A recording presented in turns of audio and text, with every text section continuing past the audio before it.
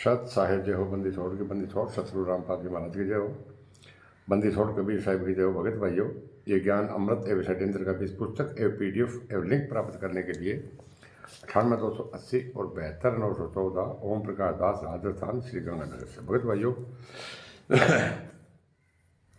इस पुस्तक में संत रामपाल जी महाराज का क्रोथा, चुड़ानी और बरवाड़ा कांड का संपूर्ण खुलासा है। भगत भाइयों, मैं आपको बता देना चाहता हूँ कि जो ये एक 17, 18, 19, 20 का जो इनका ये बौद्ध दिवस मना रहे हैं भगत भाइयों, उसके अंदर भूल करके भी मत जाना, क्योंकि ये आश्रम नहीं है भगत भाइयों, ये बूचड़ खाने बन गए हैं।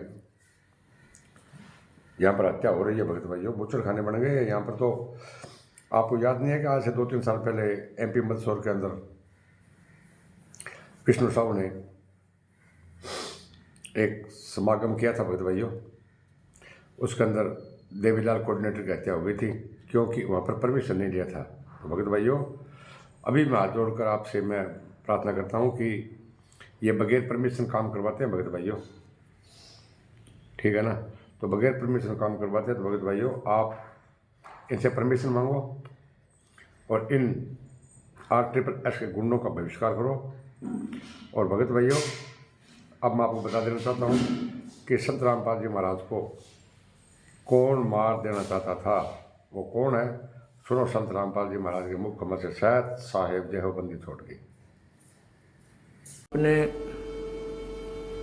अपनी आंखों से सत्या प्रकाश को देखा और इसमें क्या लिखा हुआ है, ये सब कुछ जो आज आपके समक्ष CD भर के हम दिखा रहे हैं, ये हमने पहले समाचार पत्रों में विज्ञापनों के माध्यम से जनता तक पहुंचाया था। और वो इन मठाधीश लोगों को स्वीकार नहीं हुआ, क्योंकि ये सत्य नहीं स्वीकार कर सकते। ये दुनिया को लड़ा के गुमराह करके आपस में अपना उल्लू सीधा करते हैं।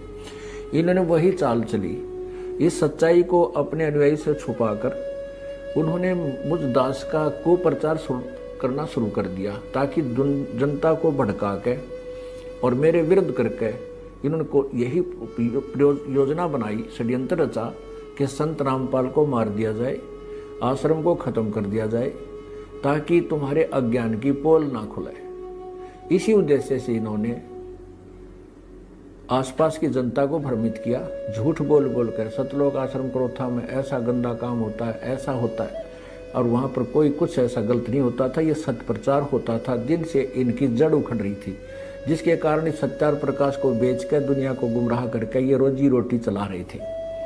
उससे दुखी होकर अपनी पोल को खत्म करने के बचाने के लिए इन्होंने मुझे मारने का षड्यंत्र रचा और 12 जुलाई सन 2006 को आक्रमण करवाया।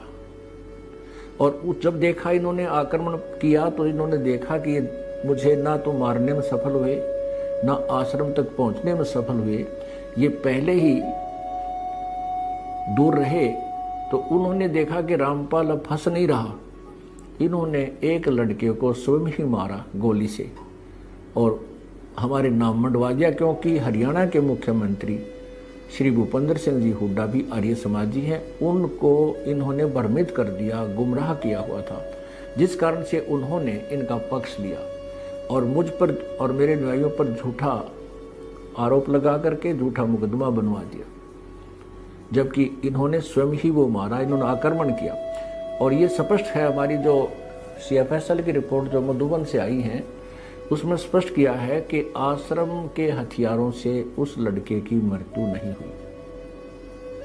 और उस लड़के का जो गोली लगा हुआ घाव का टेक्निकल जो तरीका है, उससे पता चला है कि वो ज़्यादा से ज़्यादा 20 फुट की दूरी से चले हुए हथियार से मृत्यु को प्राप्त हुआ है।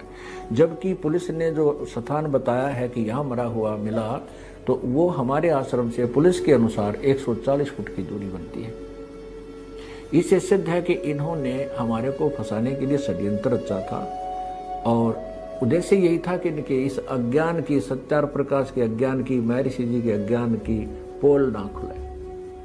और हम निर्दोष हैं, सच्चाई और जनता के सामने कुछ दिनों में स्पष्ट हो जाएगी। तब इन लोगों को कहीं मुंह दिखाने का स्थान नहीं रहेगा, ये लुकते फिरा करेंगे।